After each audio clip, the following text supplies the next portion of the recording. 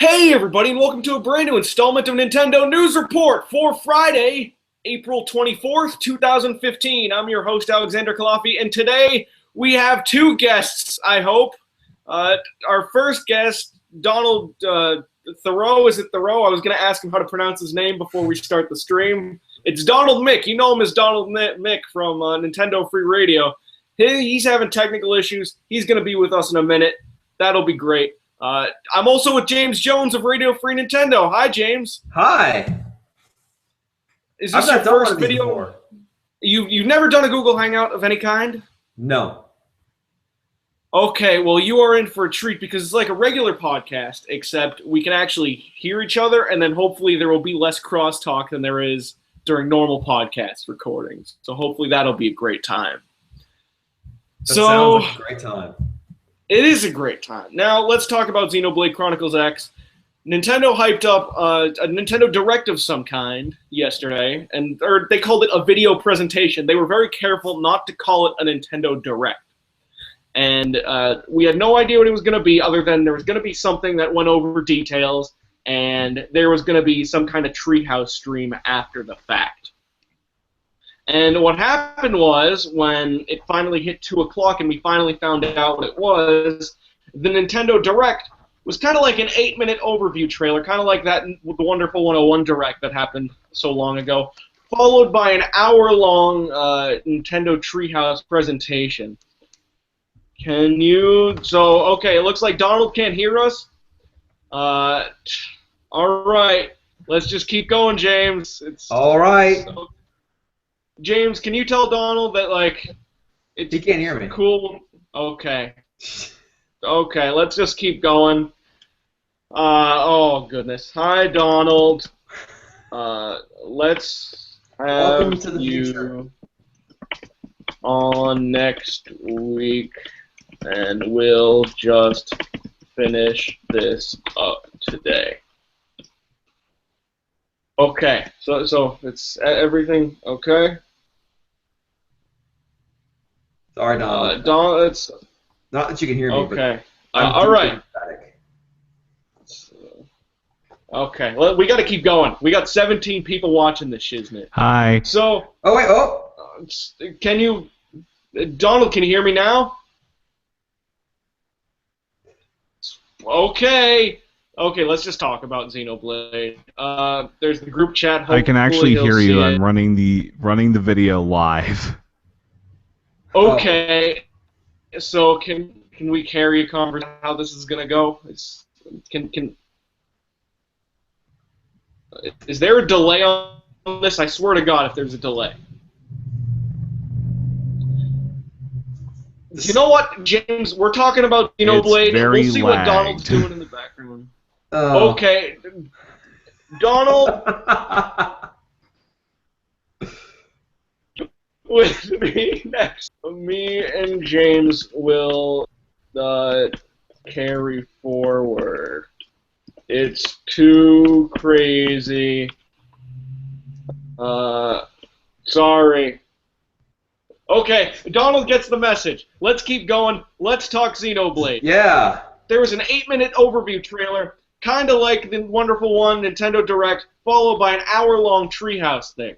Yes. So what happened was we both watched the 8-minute thing, and then neither of us really watched the treehouse thing because we both know what the gameplay is. We both watched the gameplay many times before because James, I remember the famous quote on RFN is that this is one of your most hyped games of all time. That was a long time ago. But okay. Yes. Is it still true? Is it still true? I'm still very much looking forward to it. Okay, there we go. So James is still very much looking forward to it. So we know, like, we know what's going on with this game, and basically it kind of just confirmed a lot of the stuff we knew, with the exception of the fact that the release date is just like as of E3 2014, a broad 2015 release year. Could be any time. I thought this game was going to come out in August. I thought this game needed to come out in August. Like, that's the time this game was supposed to come out. But it sounds like the localization isn't actually that far along. No. Yeah, I don't think the game's coming out this year, James. I'm starting to wonder. Yeah. So what did you think? Okay. The game comes out in Japan in like 4 days. Mm-hmm. Like very, very, very, very, very soon. But yeah, I mean, the game we saw today was entirely in Japanese, which leads me to believe that they don't have a version with any English text in it, which may not be a huge deal, or it may be the end of this game coming out in 2015. I just don't know how long it takes to localize a game of this scope and how far along they are in, at the very least, localizing the text, even if they haven't put it in place yet. Right. It was super hard to know because one of the things that bothered me wasn't that it wasn't all in Japanese, because they could have just been playing the Japanese game, but it's clear they weren't, because some of it was localized, like a little bit, like 5% of the text on screen was localized, which made me think that there's a chance that that could be a recent build. Maybe, or it could just be your standard random English in a Japanese game. Mm-hmm. I mean, that isn't that's a Japanese retail build for all we know. Probably isn't, but yeah. I was actually more surprised that the 8-minute trailer, about 10% of which was Bill Trennan doing Lawnmower Man, relied so heavily on video that had previously been in other trailers. I mean, in some cases, shot for shot with the music they were playing in the background from like the announcement trailer on 2013 E3 trailer. Yeah, it's one of the things that stood out to me was how during the Skell section, the dolls are called Skells now, which I personally like, and I don't think some do, but I think it's cool that the mechs are it's terrible, but it's also kind of goofy and charming at the same time. One of the things that stood out to me during that section of the trailer was that the music they used was the exact same hype music that they used when the game was first announced. Like that, it's one of the 2 songs that's been released on the website, right? It was 2 at the time of like last Christmas. Yeah, I think there's a few more now, but yeah. Yeah, it seems like they were reusing a lot of footage, which I don't mind, because Nintendo often has a problem with revealing too much of their games pre-release. Maybe, but I mean, I was talking with a friend of ours about the trailer, and one of the things that was pointed out was that the game comes out in 4 days in Japan, and they haven't even revealed a primary antagonist. Like they've actually revealed a lot of nothing about this game. I mean, basically all we got from a story standpoint is that aliens are super dickish. Like they just show up fighting their own war and screw up Earth just because it's there. And they're not content with that. They're like, no, actually, we're going to follow you guys and screw up wherever you go as well.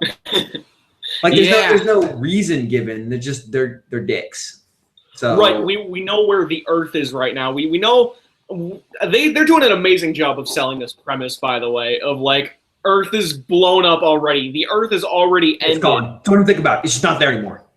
And now you're with this like post-apocalyptic, but also weirdly futuristic remnant society on this super scary, super monstrous alien planet. They've done an amazing job of telling us the premise and almost nothing else other than the scenery.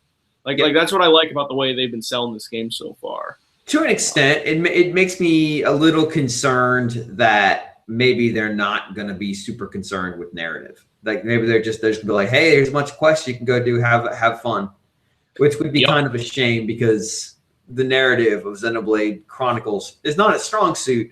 However, the conclusion is a mind-altering substance that should be controlled. It is probably one of the craziest endings to a game I've ever played. I don't know if I'd call it the best, because in some ways it might be the worst. Oh, it's definitely the worst. It's one of the worst endings I've ever seen, but it's also tolerable in its terribleness. So I expect that here. This needs to be delivered to me. Is every have they said whether every character in your party is customizable, or is it just your prime character and then you actually meet real characters along the way? So the characters, they have, I don't know if they've said it in the English Nintendo Directs, but in the Japanese Nintendo Directs, they've named those characters and they have personalities. There was a weird Nintendo Direct that was done in Japan, kind of like it was what do I call those? These albums they'll release in Japan where the characters' voice actors like act out like light novel stories around the characters in like it's a radio show. And there was one that was kind of staged like that. So I think these characters are what they are. I think what you can customize, you can do this in Xenoblade, the original, is their appearance through what they've got equipped. Ah, okay. So it's only the protagonist that's like in full customization mode. Character design mode. Yeah, that's still concerning to me. I wonder a lot of things about the actual aesthetic of this game. Like, I'm pretty sure while Nintendo of Europe handled the last localization, I'm pretty sure the localization is being primarily handled by NOA this time around. Correct. Which makes me wonder if they're going to continue using English voices or like British English voices, or if they're actually going to switch to American voices. And I kind of hope they stick to the same way they were doing it back in Xenoblade Chronicles, because Shulk now has an official English voice, and the character who played him in the NOE localization is the official Western Shulk. So it'd be a little jarring if they just made it American. Well, I mean, it's not Shulk this time, and keep in mind that the escape ship is literally a U.S. space vessel. Like, it's got a big ass American flag emblazoned on the side of it. It's called. That's the Japanese version too. That's not a Phoenix Wright thing, right? I mean, yeah, in the Japanese version, there's a big old American flag on the side of it. Oh wow, okay. I mean, granted, there is a weird Japanese fascination with Americanness, like.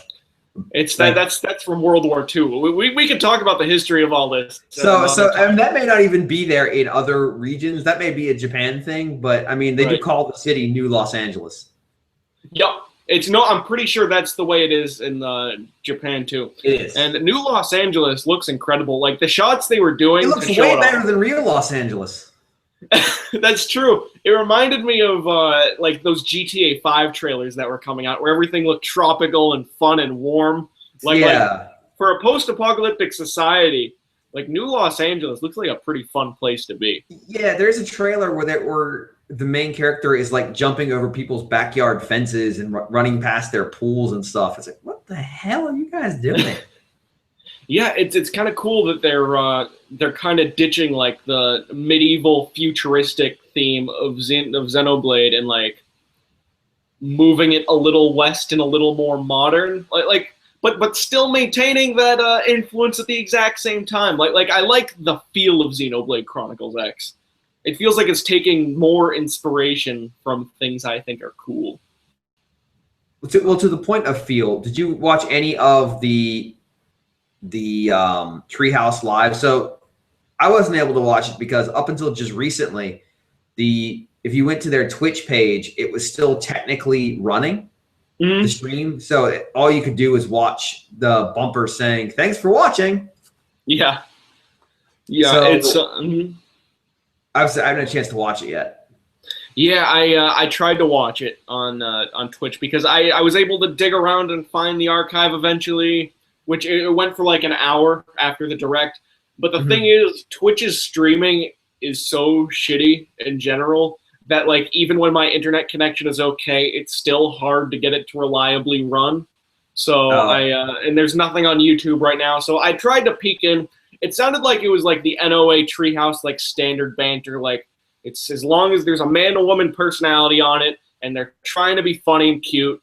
And they're trying to give the Bill Trinen overview at the same. It was all that shit over and over again. It's you've seen the Treehouse streams before. It's another one of these. It'll be up, and it'll be up probably tomorrow. Then generally that's the beat they're on for the Treehouse ones.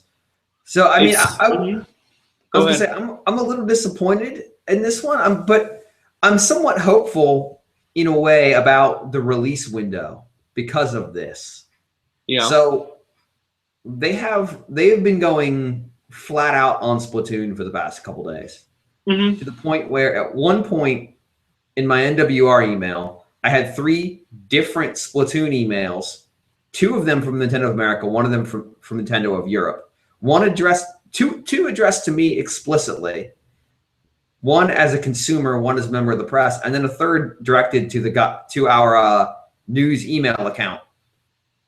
And so, and all 3 were different emails, and they were consecutive. So like they're full on Splatoon right now. So I'm a little surprised that they have taken a step back and said we're actually going to talk about Xenoblade Chronicles X, because they didn't have to. They could have included that or a subset of that video with Cyber Bill Trennan in the previous Nintendo Direct and just called it a day on this guy. Instead, they went and did an hour and 8 minutes devoted to this game. So maybe they really do believe this game is coming out soon. I mean, it could be they were just trying to get in front of the fact that the game is about to come out in Japan, and there's going to be videos of this thing all over the place on YouTube in about 5 days. Mm-hmm. I'd like to be a little more positive about than that, because Nintendo doesn't usually give a crap what's happening in Japan when it comes to making sure that North America and Europe are well served. So maybe, fingers crossed. I think Zelda is definitely not coming out in 2015 anymore. I think Nintendo now knows. I mean, they said they weren't gonna push for a 2015 anymore. Now I think Nintendo has 100% confidence, as do we, that Zelda is not coming out this year. Yeah, and I had that a year ago. But now at this point, now that it's totally sure that Zelda's not going to be out there, Nintendo's saying, what are we gonna put there? And if you remember the Xenoblade 8-minute video earlier today, they directly compared the scope of this game to a Zelda game, which is as big as any Zelda game you've ever played or something like that. They want this to help take that fall slot, or at least help be one of the games in that fall slot, because what else is going to come out? Right. I mean, they're going to have something big at E3, I'm sure. They're going to have something big we haven't seen yet, at least on the scale of, like, Sony announcing Little Big Planet 3 at E3 last year to come out in November because something had to come out. Nintendo will have at least one of those, but Xenoblade Chronicles X will be their secondary fall game, maybe. Maybe.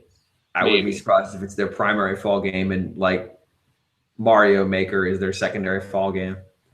There's got to be one more, and I hope it's not Star Fox. Does there got to be one more? It's not going to be a Mario game. It's not going to be a Zelda game.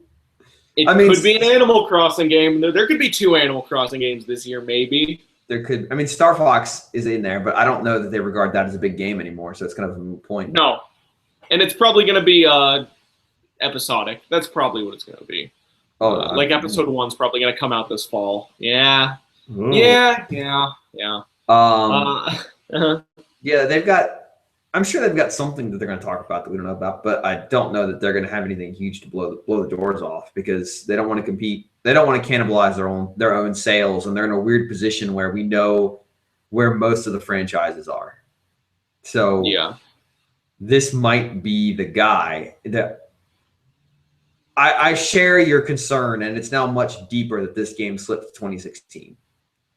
Just because like next February, yeah. What they were playing didn't seem like it was super close to having an E3 build ready. Because if you think about it, they're going to want, I would think, they're going to want an E3 build before it goes on sale in the West, although the game will already be on sale in Japan by the time E3 rolls around. Mm-hmm. And they'd want that build to have English in it, because E3 is a big enough mess if I don't need somebody translating a bunch of Japanese and a JRPG menu to me. Yeah. So that's less than 2 months away at this point. I mean, I don't know that we were thinking about it yet, because we're probably terrified of the thought, but that's in June, and we're about to start May. Mm-hmm. Which is going to be like a month away now. It's practically a month away. I think it's like the week of the 12th is E3 or something like that. So it's like second or third. 1.5 months. 1.5 months until E3 2015. Sup, guys? It's coming. Yeah, if I wish they almost just showed the Japanese build and said, yeah, we're working hard at work at the localization. You'll see more of that at E3. I wish they just dropped that line and I'd believe it. Yeah, but the fact that some of it was localized, and that's what bothers me. They said, like, we're still working on it. Some of these terms may change. And the only term they really used was the scales. And it's like, well, what term? What terms may change? You didn't say anything. Maybe that comes out maybe that was more intended for the treehouse part that I haven't seen yet. But in the 8-minute video, like, they didn't say anything. They said nothing. I do wonder if the female voice that we heard during the Direct is a voice actor for the game, which would answer your question about the language, or about the nationality of the voice acting team. I don't think so, because as someone who has been sort of doing journalism in school right now, and I've heard a lot of video projects. I've heard a lot of college students record things into microphones.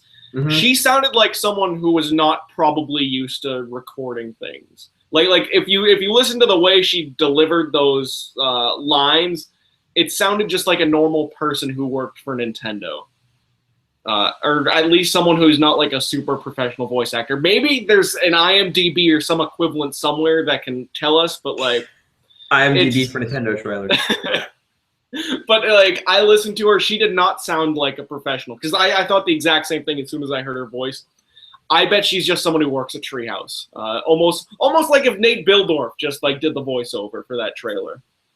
That's what I thought of it. We should talk a little bit about the scale combat because that is the other thing people were hyping up. And I didn't get to see the Twitch thing, but I did get to watch some of the footage on YouTube because footage of the game is everywhere now. Right. Or at least it's getting everywhere. It reminds me a bit of like a Star Fox game, but like full range of motion. I mean that. So they had a big Nintendo Direct in Japan explicitly about the use of, as they refer to them in the Japanese market, dolls. The dolls, yeah. And it looked to me more like it controls much the same. Well, the locomotion is different, but the combat controls largely similar to how regular combat controls. Mm-hmm. But I mean, it certainly creates opportunities for them to play with scaling, because one of the big things about the predecessor title, and from the looks of it, this one, is just the scale of things. Now you could sort of macro size yourself a bit to sort of, take away some of the scale differential. And I'm not necessarily sure that's a good thing, because part of the big scale difference is what makes that game what it is. But at the same time, there's something undeniably cool about a robot that turns into a bike. Yeah, I think almost a more adequate way to describe the doll or scale combat is like regular Xenoblade, but bigger and more free flowing. Like I wonder if there are, I wonder if there are monsters that are designed explicitly for scale combat. So we know that for a fact now. Yes, there are ones that are designed with the explicit intent that you will use as they now call them, scale on them. Okay, that's cool. They are large and they have areas of weakness on them. Just in general, the way I feel about this game is like it reminds me. It's Xenoblade Chronicles. That's exactly what this game is. However, it's Xenoblade Chronicles with the Bloodborne effect on it. Everything's faster now. Everything has more of a intentional flow to it. And then everything is just high. I would just say that there's a greater speed to things. I mean, you can jump higher and the scale is much bigger, but it just reminds me a lot of like a faster Xenoblade with more to do. I mean, they give you vehicles more than anything. I mean, it's certainly. You're not walking. Mm-hmm.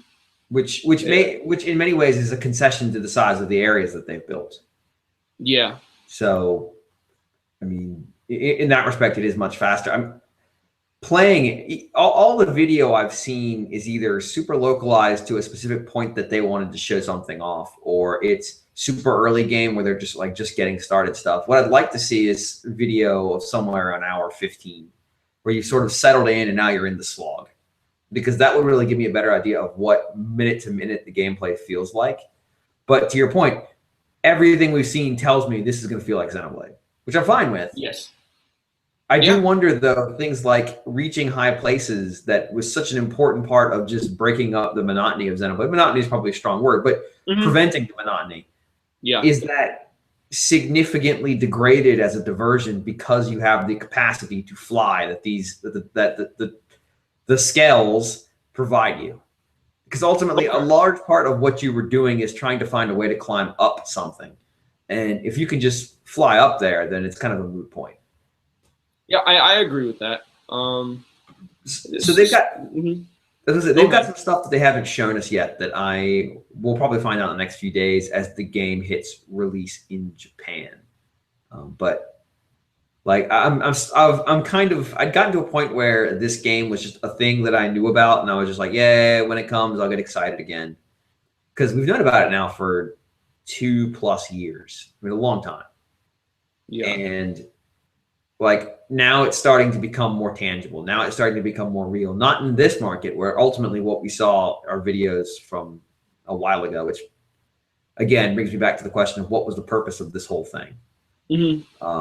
But seeing stuff come out of Japan, seeing that the Famitsu scores are already out for this game, you're like, well, yeah, which is weird. It's like 8. It's how do you feel about that?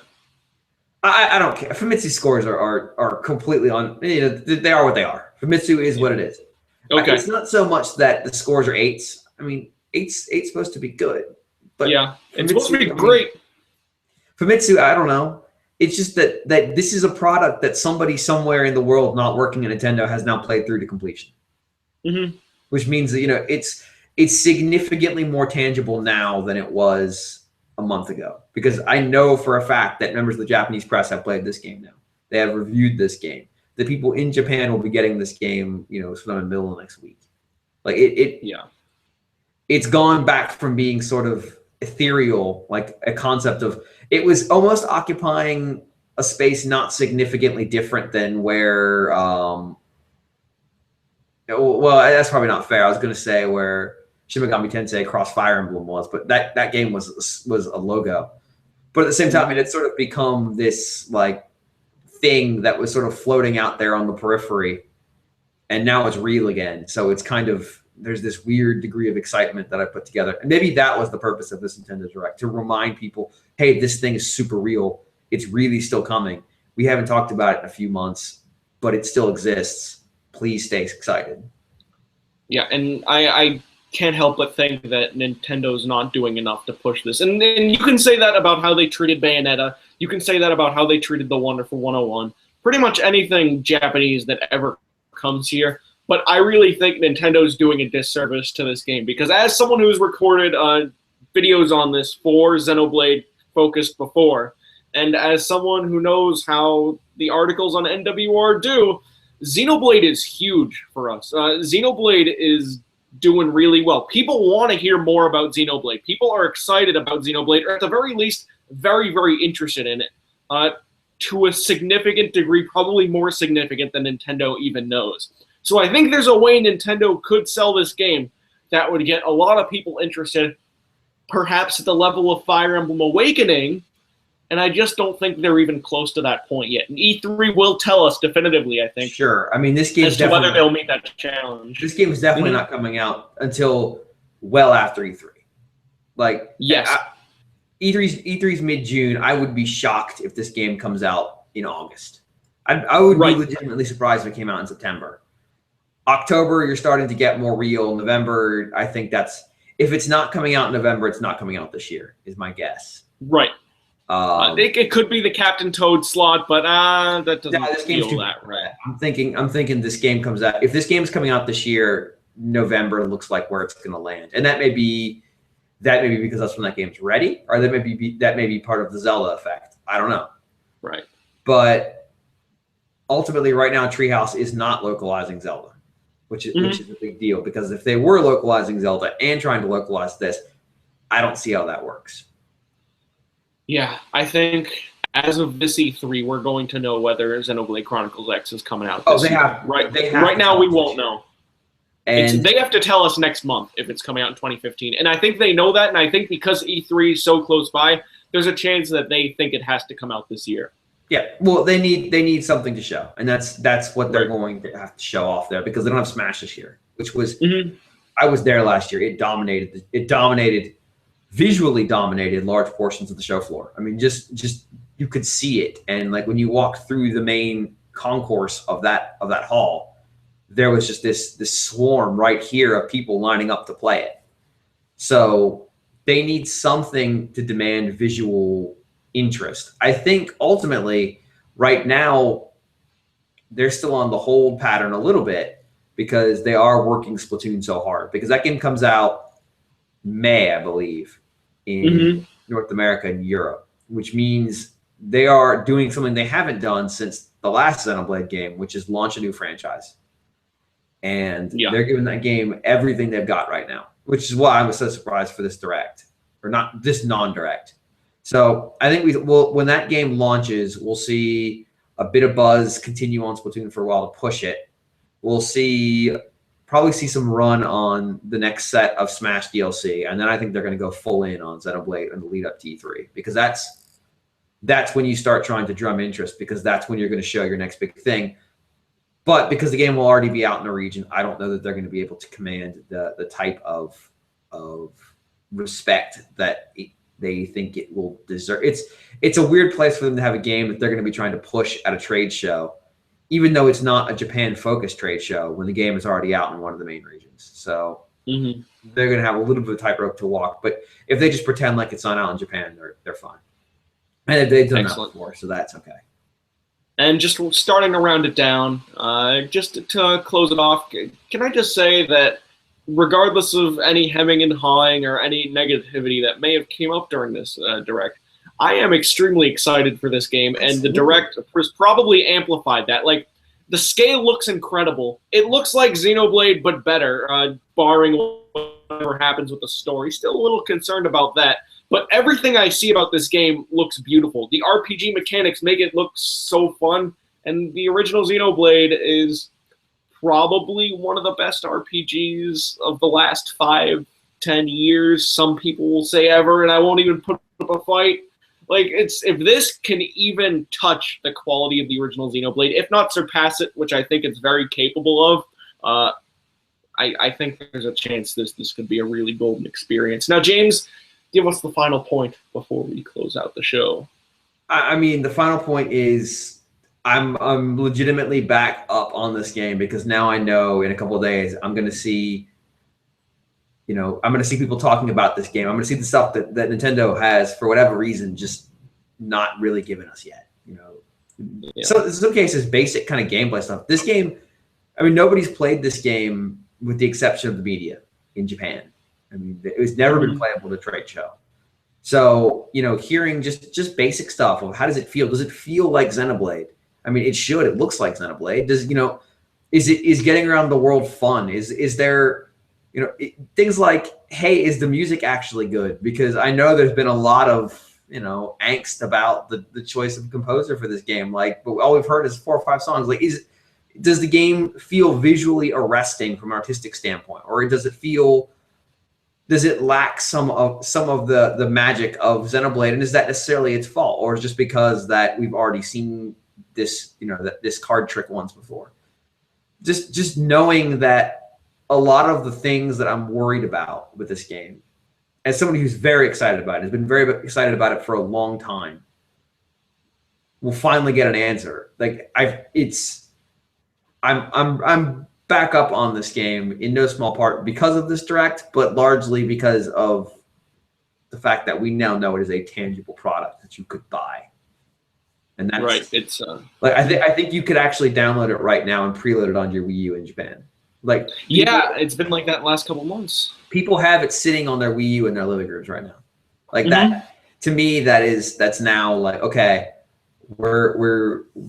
this thing's a real product, so I'm excited again. Perfect. And that's our show for this week. Thank you so much for joining me, James. It's been beautiful. Yeah, it's a good time.